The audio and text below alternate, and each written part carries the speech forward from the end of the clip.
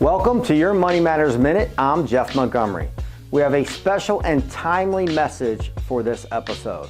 We're going to try to lend some perspective on the grim situation in the Ukraine and what is happening currently in the markets. The invasion of Ukraine is a serious and scary escalation in the tensions between Russia, Europe, and the United States.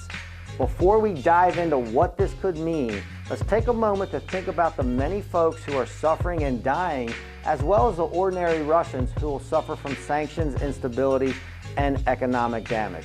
I hope and pray that diplomacy can end the crisis for all our sakes. Let's talk about some possible market implications and implications on our economy. Given Ukraine's critical pipeline and Western sanctions, the crisis has already led to higher energy prices, which trickle down to gas prices and heating costs. Sustained price increases could hamper the Federal Reserve's effort to control inflation, so we're keeping an eye on that. But what about the markets? Extreme volatility, as we already experienced, is very likely to continue, and another correction or even a bear market is definitely possible. What does history teach us about market reactions to geopolitical events? Well, history shows that stocks usually recover quickly from geopolitical crisis. I'll add a disclaimer here. The future doesn't match the past perfectly, but it often rhymes. Let's take a look at some examples of other invasions going all the way back to the Iraqi invasion 30 years ago. Take a look at this chart.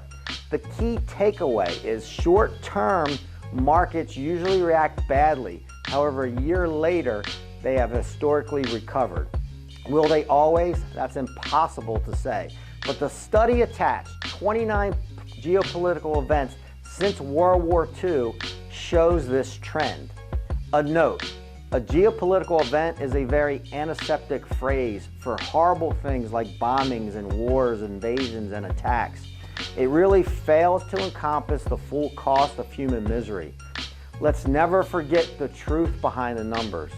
We can't know or control what happens next. We can hope, we can pray, we can donate, we can speak out, and we can focus on what's in our control, ourselves, our actions, our reactions, and our strategies for uncertain times.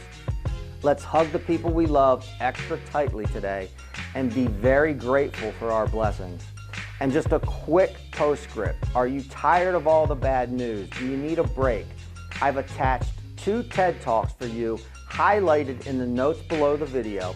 And if you're looking to donate to the Ukrainians, there's a link of some organizations doing really good work. So be well and be safe. And this has been your Money Matters Minute with Jeff Montgomery.